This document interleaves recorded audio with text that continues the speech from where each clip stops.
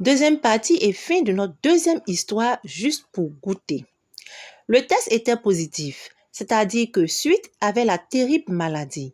Le docteur Fabien m'expliqua qu'il avait fait le test juste pour confirmation parce que Suite avait tous les signes de la maladie du sida. Ces signes me rappelaient un mauvais souvenir. Le décès de mes parents, ils ont eu les mêmes signes sans qu'un test ne puisse confirmer si c'était le sida ou pas. Dès qu'elle a pris le résultat de son test, on ne sut jamais comment, les camarades de Suite l'abandonnèrent toutes. Ses nombreux clients en firent de même. Moi, je ne l'abandonnais pas. Je restais à ses côtés pour la soutenir. Pour nous, les enfants, la guerre était finie ou suspendue. Je dis suspendue parce qu'on avait dit que selon l'évolution de la situation, on pourrait nous rappeler. Cela ne me surprenait pas. Avec la guerre, j'ai vu comment les adultes ne respectaient pas toujours leurs paroles. Or, mon grand-père disait toujours qu'un homme doit respecter la parole donnée. Un chef m'a expliqué que cela faisait partie des stratégies de guerre. Au fond de moi, je me disais que c'était quand même malheureux. Suite était une jeune fille libérienne âgée elle aussi de 14 ans. Ses parents étaient de riches commerçants à Monrovia, la capitale du Libéria. Lors de la prise de cette ville par les rebelles libériens, elle avait tout perdu. Son père avait été égorgé, sa mère violée puis emmenée de force par les soldats rebelles. Elle ne s'était plus revue depuis ce temps-là. Leur maison avait été entièrement pillée. Elle avait eu la vie sauve parce qu'elle s'était cachée sous la table à manger. Les soldats avaient dévoré la nourriture sur la table sans la voir. Je lui dis que Dieu protégeait toujours les enfants. Les soldats partis la faim la torturant, elle était sortie de la maison. Elle avait heuré et pleuré dans la rue. Une mission de religieuse l'avait recueillie avec d'autres enfants. Quand la mission fut bombardée, elle se retrouva de nouveau dans les rues. Elle marcha sur les routes dans la brousse pour se retrouver en Sierra Leone. Là-bas, elle travailla dans le restaurant d'une dame. Elle y faisait la cuisine et la vaisselle.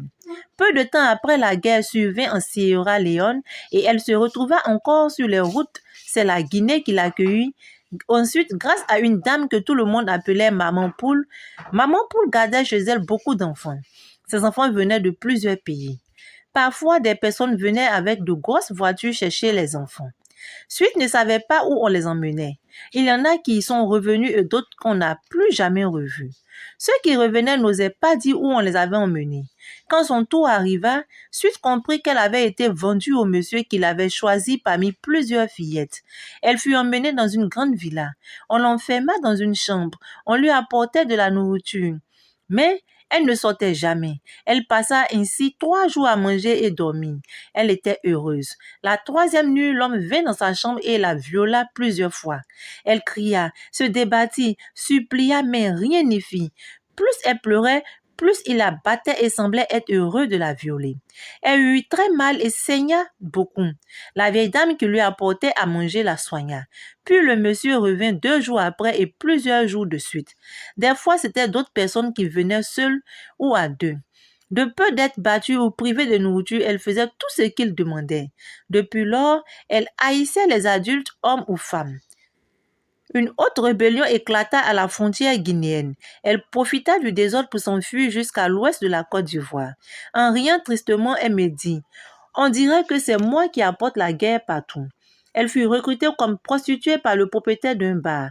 Là, au moins, elle recevait une partie de l'argent qu'elle gagnait. Elle voulait économiser beaucoup d'argent afin de faire le commerce comme ses parents. Des larmes lui coulaient sur les joues quand elle ajouta « Vendre mon corps, c'est comme un entraînement pour mon commerce. » J'essuyai ses larmes. Quand la rébellion ivoirienne éclata, elle continua la prostitution à Boaké puis à Korogo. Dans nos causeries, nous évitions de parler de sa maladie ou du VIH-Sida. Pourtant, un jour, elle m'expliqua qu'elle n'utilisait pas de préservatif pour plusieurs raisons. D'abord, les adultes qui avaient abusé d'elle n'en avaient jamais utilisé. Ensuite, exiger des capotes diminuait le montant à payer. Or, elle voulait vite avoir beaucoup d'argent pour faire son commerce car la paix revenait au Libéria. Enfin, au moment où le docteur Fabien lui parlait de préservatif ou de sida, elle se disait que c'était une invention des Blancs.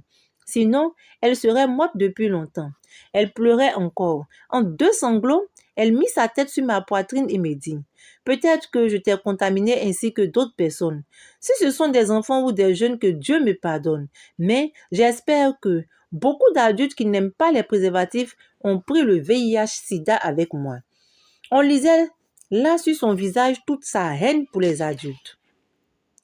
Je ne gagnais plus beaucoup d'argent. Heureusement que j'avais écouté les conseils de mon grand-père. Nous avons acheté un tracteur pour agrandir nos plantations. Malgré la guerre ou pendant la guerre, il fallait bien manger. Ces engins qui venaient des pays voisins coûtaient moins cher.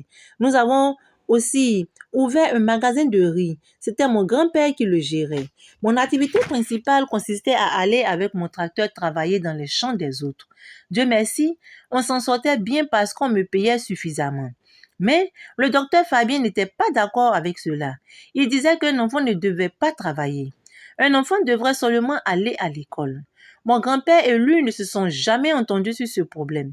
De toutes les façons, je voulais bien, mais je ne pouvais plus retourner à l'école. La maladie m'avait pris mes 2 parents, la guerre avait pris mes rêves, les 2 réunis avaient bouleversé ma vie d'enfant. À présent, à mon âge, je devais m'occuper du reste de ma famille. Au moment où j'allais à l'école, j'étais parmi les 3 premiers de ma classe. Lorsqu'on me demandait quels étaient les métiers que je voulais faire dans l'avenir, je répondais marin, ingénieur ou médecin. Les gens se moquaient de moi. À Korogo, il n'y a pas la mer. Ils me demandaient sur quelle mer j'allais naviguer. Le bateau m'a toujours impressionné. Je me suis toujours demandé comment il faisait pour ne pas s'enfoncer dans l'eau. De tous les uniformes militaires, c'est celui des marins que j'admire le plus. Les marins sont vraiment beaux dans leur tenue propre et blanche. Tous mes enseignants étaient sûrs que j'allais réussir. J'étais un élève sérieux, studieux et travailleur. Ils ne pouvaient pas prévoir la maladie ou la guerre. Bertin, lui, ne faisait rien d'autre que boire, se bagarrer et coucher avec les femmes. On ne se voyait presque plus, jusqu'à ce qu'un jour on m'informa qu'il était malade. Je le trouvais couché dans un grand fauteuil qu'il avait volé dans une villa de riches. Lui aussi pensait que c'était le paludisme et la fatigue. Il se saoulait et se droguait comme lorsque nous étions au front. Puis, il refusait d'aller à l'hôpital. Je me portais bien et pourtant je me posais des questions. Et ces suites m'avaient donné le sida. Je m'observais et je conclus que je n'avais pas le sida, mais mes gris-gris avaient dû me protéger. Les maladies de Suite, de Bertin et de mes parents se ressemblaient et cela m'inquiétait. Suite et Bertin n'étaient d'ailleurs pas les seuls enfants à souffrir de cette maladie bizarre. D'autres filles prostituées et d'autres enfants soldats en souffraient. Je n'avais pas fini de me poser des questions que le docteur Fabien me convoqua. Avec lui, il était toujours question que je rejoigne les autres enfants à l'école. Les cours avaient repris avec l'aide de son ONG. Ils allaient particulièrement s'occuper de nous autres enfants soldats. C'était un sujet qui m'énervait parce que je voulais, mais je ne pouvais plus reprendre l'école. J'admirais beaucoup le docteur Fabien parce qu'il était doux, gentil et surtout patient. Si on se voyait 100 fois, il me parlait de 100 fois de retourner. Il me parlait de 100 fois de retourner à l'école. Alors j'étais habituée, j'écoutais, je l'écoutais me dire que je pouvais encore devenir docteur comme lui ne m'écoutait plus. Lui ne m'écoutait rien. Au contraire, cela me faisait rêver jusqu'à ce que je sorte de mon rêve en retrouvant ma famille et mon quotidien. Je décidai donc d'aller l'écouter une fois de plus. Le docteur Fabien me reçut immédiatement dans son bureau, aimable comme d'habitude. On parlait brièvement de mon retour à l'école, puis de mes rapports avec Suite. Il me félicita de l'aide que je lui apportais. J'étais fière d'entendre ces mots. Moi, j'ai toujours été heureux de rendre service. Pour la première fois, quelqu'un m'expliquait véritablement la maladie du sida. Tu le sais certainement, le sida se transmet par les rapports sexuels sans préservatif, par voie sanguine, par transfusion sanguine et des blessures par des lames, des aiguilles souillées par un malade. Il y a aussi la transmission de la mère enceinte à l'enfant qu'elle porte. Je tirais moi-même les conclusions. Comme j'avais eu des rapports sexuels avec Suite et avec beaucoup d'autres femmes sans préservatif, donc j'avais le sida. Le docteur Fabien rectifia très vite. Je pouvais l'avoir ou ne pas l'avoir. Je lui parlais de mes gris-gris. Les blancs ne croient pas en ces choses. Mon père ne me l'avait-il pas dit? Il me rappela que si je croyais que c'était grâce à mes gris-gris que j'étais revenu vivant de la guerre, malgré ces mêmes gris-gris, d'autres y étaient tombés morts. D'autres y étaient morts. Tout cela pour me dire que je pouvais avoir le virus du sida avec ou sans mes gris-gris.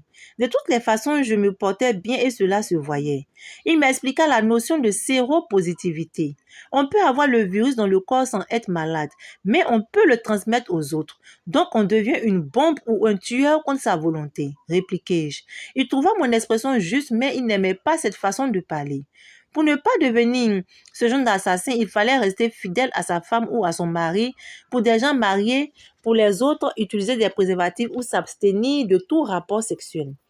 Si je voulais être sûre que j'avais le virus du sida ou pas, il fallait que je fasse mon test de dépistage. Le docteur Fabien devait prendre un peu de mon sang et l'analyser dans les laboratoires pour voir si le virus était dans mon sang. C'est l'unique moyen de savoir si on a le virus ou pas. Sur le champ, je décidai de choisir désormais l'abstinence. C'est ainsi qu'il me demanda si je voulais faire mon test de dépistage. Je n'en voyais pas la raison puisque je me portais bien. Il me dit que si le test était négatif, je sortirais du doute. Si le test était positif, lui et son ONG allaient s'occuper de moi comme il le faisait déjà pour d'autres personnes. Il est fort, ce docteur Fabien. Je faisais tout pour garder mon calme malgré ma peur. Mais il savait que le doute me perturbait. Tout le monde disait qu'il n'y avait pas de traitement pour le sida. Il n'y avait donc aucun intérêt à faire son test et de découvrir qu'on est malade. Le docteur Fabien connaît bien son travail. Il me dit actuellement, on ne peut pas tuer le virus dans le corps, mais on peut l'empêcher de rendre malade. Dès qu'il parla de maladie, je me souviens de Bertin. Je lui ai expliqué qu'il avait certains signes de la maladie de suite. En plus, il avait des plaies dans la bouche. Il n'arrivait pas à bien manger et ne voulait pas se rendre à l'hôpital. Le docteur Fabien remua tristement la tête et ramena la causerie à moi. J'acceptai de revenir le lendemain faire mon test. À sa demande, je l'accompagnai rendre visite à Bertin. Ce dernier accepta les cadeaux du docteur mais refusa d'aller à l'hôpital. Pas question de faire son test. Il était convaincu qu'on lui avait lancé un sort et il ne tarderait pas à savoir qui. Le lendemain, on me préleva du sang pour mon test. L'attente des résultats du test était tellement difficile que j'allais rendre visite au docteur Fabien chaque jour. Sans rendez-vous, il me recevait quand même. J'oubliais un peu ma peur le temps d'une causerie ou d'une promenade avec lui. Rendre visite aux malades me plaisait beaucoup. Leur sourire me donnait l'impression que j'avais fait quelque chose d'utile. La nuit, je faisais des cauchemars et je n'arrivais pas à dormir. Quand mon résultat arriva, le docteur Fabien me convoqua dans son bureau. Il m'expliqua beaucoup de choses que je n'écoutais presque pas. Je ne faisais que hocher la tête. Malgré la fraîcheur du bureau, je suais à grosses gouttes. Mon cœur battait tellement fort qu'on devait l'entendre dehors. À la fin de son discours, il conclut que mon test était positif. Je tombais sur son bureau secoué par de terribles sanglots, des sanglots de douleur, des sanglots de peine, des sanglots de regret. Je ne sais pas combien de temps cela a duré, mais je sais que j'ai longtemps pleuré. Quand je me suis ressaisie, le docteur m'a dit que personne n'avait dit que je mourrais demain. Cela ne me fit pas rire du tout. Et d'ailleurs, je faisais partie de ceux chez qui on pouvait empêcher la maladie de se déclarer. Je décidai immédiatement de m'isoler de mes grands-parents car j'avais peur de les contaminer. Le docteur Fabien m'expliqua qu'il ne risquait rien en mangeant avec moi. On devait éviter d'utiliser les mêmes lames ou rasoirs. Combien de fois entre nous, enfants soldats, avions-nous utilisé les mêmes lames et rasoirs? Seul Dieu pouvait savoir. Je voulais aller en parler avec Suite qui se portait mieux, mais je ne la trouvais pas. Elle était retournée au Libéria sans me dire au revoir. Elle m'avait simplement fait dire de prendre soin de moi. Le monsieur qui l'avait recruté comme prostituée l'avait remplacé par une autre et l'avait obligé à quitter Korogo avec lui. Pendant ce temps, Bertin était devenu très malade. Abandonné par toute sa famille qui le soupçonnait d'avoir le sida, il était seul dans une maison délabrée. Comme malgré sa maladie, il était resté arrogant, personne ne s'occupait de lui et personne ne lui apportait à manger. J'étais seule à m'occuper de lui. Pourtant, il se mit à dire à ses rares visiteurs que je lui avais jeté un sort. Cela me fit très mal. Je ne voyais pas pourquoi ni comment j'allais lui jeter un sort. Son ingratitude me rendit très triste même si je n'en étais pas trop surpris. Malgré tout, mon grand-père insista pour que je l'aide toujours. Je continuai alors de lui apporter à manger. Comme il refusait de manger la nourriture qui venait de chez moi, je lui donnais de temps à autre de l'argent. Il s'en servait pour boire. Après une hospitalisation où aucun de ses parents ne vint le voir à l'hôpital, je décidai de l'emmener chez nous. Mes grands-parents acceptèrent mon initiative. Ils continuaient de se cacher pour boire de l'alcool dès qu'il allait mieux. Son état se dégrada très vite. Plus rien ne pouvait arrêter sa maladie. Il avait fortement maigri. On pouvait même compter ses os. C'était un vrai squelette vivant. Quand il toussait, on avait l'impression que sa poitrine allait exploser, que ses côtes allaient se séparer. C'était triste et douloureux.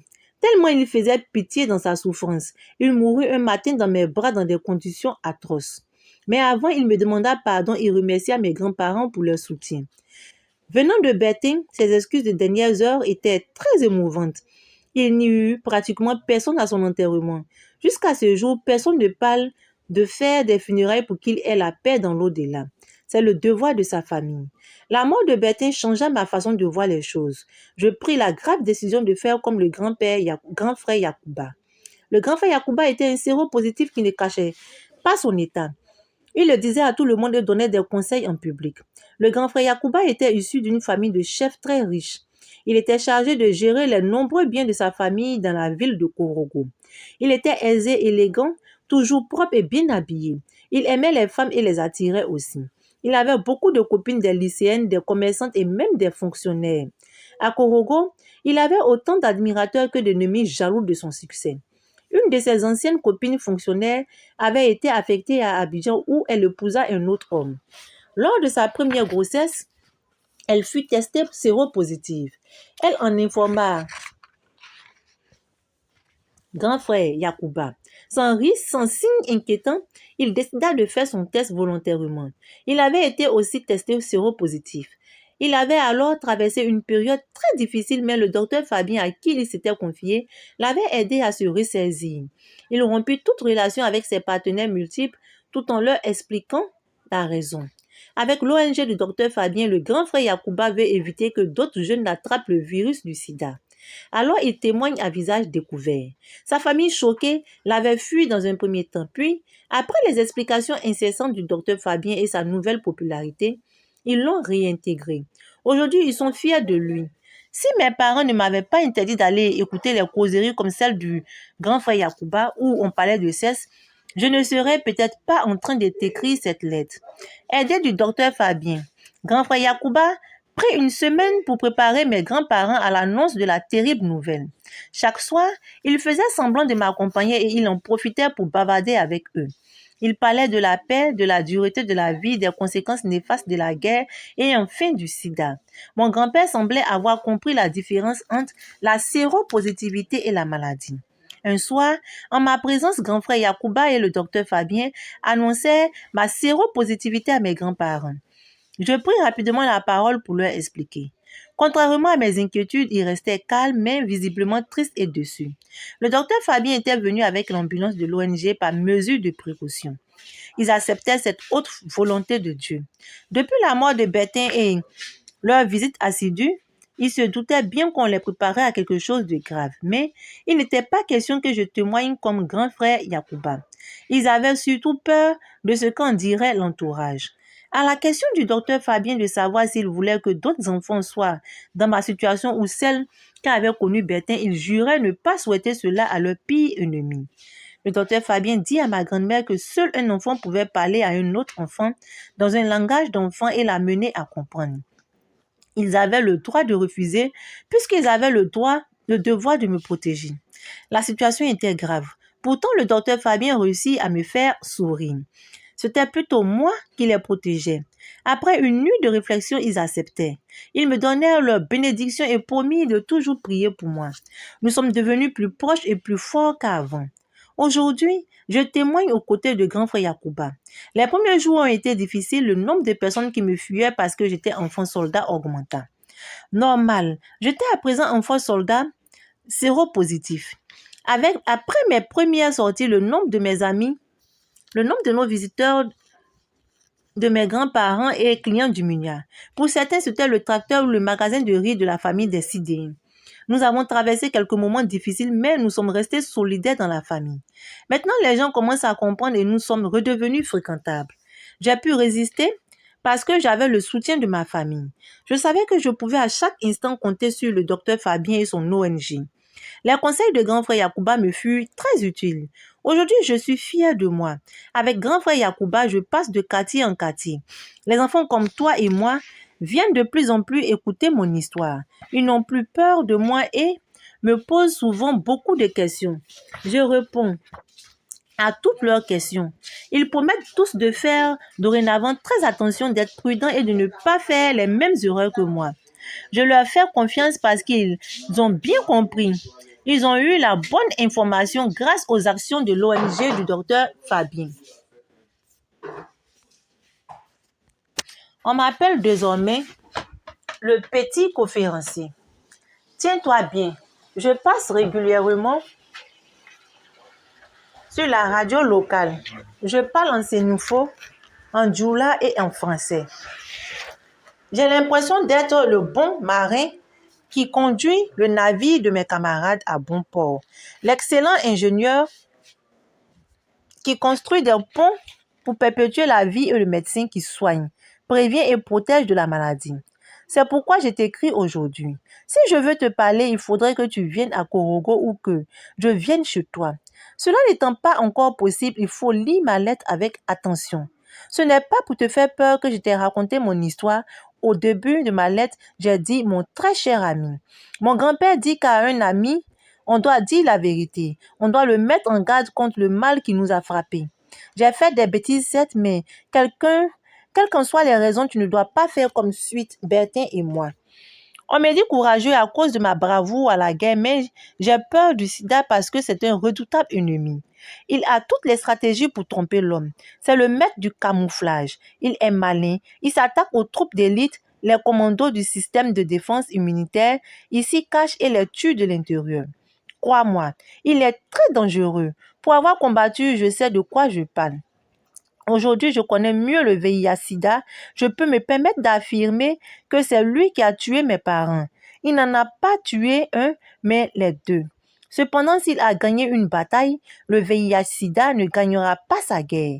Je suis son terminus, il est en moi, mais il ne passera plus par moi. J'ai aussi décidé de faire la guerre et de le battre avec toi comme compagnon de lutte. Le VIH-Sida doit s'arrêter à moi et ne jamais t'atteindre ou passer par toi qui n'est pas infecté. On ne donne des conseils qu'à une personne qu'on aime. Et comme je t'aime, je voudrais te donner les mêmes conseils que je livre à la fin de mes causeries. Il faut toujours écouter les causeries où on parle de prévention de sida et d'autres maladies. Bertin est mort par entêtement, mais aussi par ignorance et par refus de s'informer. Je vis encore parce que je suis bien informée. Alors n'hésite surtout pas à poser des questions. Personne ne se moquera de toi et l'on te donnera les bonnes réponses. Évite d'aller regarder les films pornographiques au club vidéo. Si tu as la vidéo à la maison, ne regarde jamais ce genre de film en profitant de l'absence de tes parents. Le docteur Fabien dit que tu peux trouver les mêmes chose sur Internet, pardon. Il ne faut pas regarder ce genre de choses. Pour le peu que j'en sais, Internet peut t'aider à compléter tes leçons, à préparer tes devoirs et exposer. C'est une grande chance que tu as. Alors profites-en pour devenir plus fort en classe. Pour ne pas avoir le sida, il faut utiliser les préservatifs, être fidèle à sa femme ou à son mari ou s'abstenir. Tu vois, nous les enfants, nous avons beaucoup plus de chance. Un seul point nous concerne, il faut s'abstenir de toute relation sexuelle avant l'âge adulte. C'est une affaire d'adulte, ce n'est donc pas notre problème. Chaque chose en son temps, dit-on. Notre temps viendra, il faut simplement être patient et savoir attendre son tour pour bien en profiter. Nous devons seulement être fidèles et à nous-mêmes en ne cherchant surtout pas à goûter à quoi que ce soit n'importe comment. Il ne faut jamais utiliser la même brosse à dents que d'autres personnes ni partager les mêmes lames et rasoirs pour se coiffer. Tu peux manger et boire dans les mêmes ustensiles et dormir sur le même lit qu'un séropositif sans être contaminé par le virus du sida. Il ne faut pas non plus fuir un séropositif ou un sidéen, il a besoin de toi. En restant à ses côtés, tu te rends utile. Et cela est bien. Sa présence te rappellera aussi à l'ordre chaque fois que tu aurais envie de faire une bêtise. Je vis et je peux t'écrire parce que mes parents et d'autres personnes m'ont soutenu et aidé. S'ils m'avaient abandonné, je n'aurais jamais eu la force de vivre et de me promener pour donner des conseils à nos autres camarades. Ne tente pas n'importe quelle expérience. Surtout, ne cherche pas à goûter à n'importe quoi en te disant c'est juste pour goûter. Un tel comportement peut être très dangereux pour toi. J'ai juste voulu goûter pour voir et aujourd'hui je suis séropositif. Le grand frère Yacouba dit que la science doit très souvent précéder l'expérience. À notre âge, nous devons apprendre d'abord, maîtriser la science avant d'en faire l'expérience à l'âge adulte. Si tu as l'impression de t'ennuyer, inscris-toi dans une bibliothèque ou demande des conseils à tes parents ou à tes enseignants. Ils vont te proposer de très bons livres à lire. Le docteur Fabien m'a fait découvrir le grand plaisir qu'il y a dans la lecture. Demande conseil pour le choix de tes lectures. Évite tout ce qui est de la pornographie. En regardant ces images, tu peux être tenté. Il faut discrètement dénoncer aux enseignants, tes camarades qui cachent ce genre de choses, ce genre de livres. On ne les punira pas à cause de toi. L'enseignant leur donnera plutôt des conseils. Sans le savoir, tu leur sauveras la vie. Il faut bien étudier à l'école si tu veux réaliser tes rêves. Devenir ce que tu veux, faire le métier que tu aimes, il faut suivre mes conseils, ceux de tes parents et des enseignants. J'ai beaucoup à te dire, mais je vais m'arrêter ici. La suite sera pour une autre fois. Merci de m'avoir lu. Tu nous rendrais service à tous les deux si tu faisais lire ma lettre à nos autres camarades. Méfie-toi des apparences. Avoir grand frère Yacouba et moi si bien portants, rien n'indique que nous sommes séropositifs. Il travaille et continue d'être élégant, toujours bien habillé et moi, j'ai repris l'école, je n'ai pas perdu espoir. Avec les autres enfants infectés ou pas, nous avons beaucoup de projets. Notre troupe de théâtre Missile Anti-Sida va donner sa première représentation le samedi prochain. Avec l'ONG du docteur Fabien et ses amis européens, nous allons mettre sur pied un centre pour former des jeunes au métier de l'agriculture, de la menuiserie et de la maçonnerie. Tous les enfants sont enthousiastes. Pour parler comme le docteur Fabien, je n'ai pas l'intention de mourir demain. Je vais finir ma lettre comme le fait mon grand-père. Dieu te garde de tout malheur comme il le fait pour tous les enfants. Je salue tes parents, toute ta famille et toutes tes connaissances. Que Dieu nous bénisse tous et nous protège de tout mal. Ainsi s'achève notre histoire. J'aimerais dire que cet avènement d'enfants soldats a fait propager la maladie du VIH-Sida. Effectivement, avec la prostitution qui sévissait, ce roman-là nous fait comprendre que, en cas de guerre, la maladie prend vraiment de l'ampleur. Et je pense que on doit aussi sensibiliser beaucoup l'armée. Parce que lorsqu'ils vont combattre là, on ne sait pas ce qu'ils font là-bas. Ils vont visiter les prostituées, tout et tout. Ils vont se raser avec les mêmes lames. Les objets peuvent être rouillés. Ils peuvent se blesser, tout. Et comme cela, la maladie ne fait que se propager. Donc, c'est un roman qui parle vraiment de tout, de comment on peut contracter la maladie et comment faire pour l'éviter. Je vous dis à très bientôt avec une nouvelle histoire. Bye!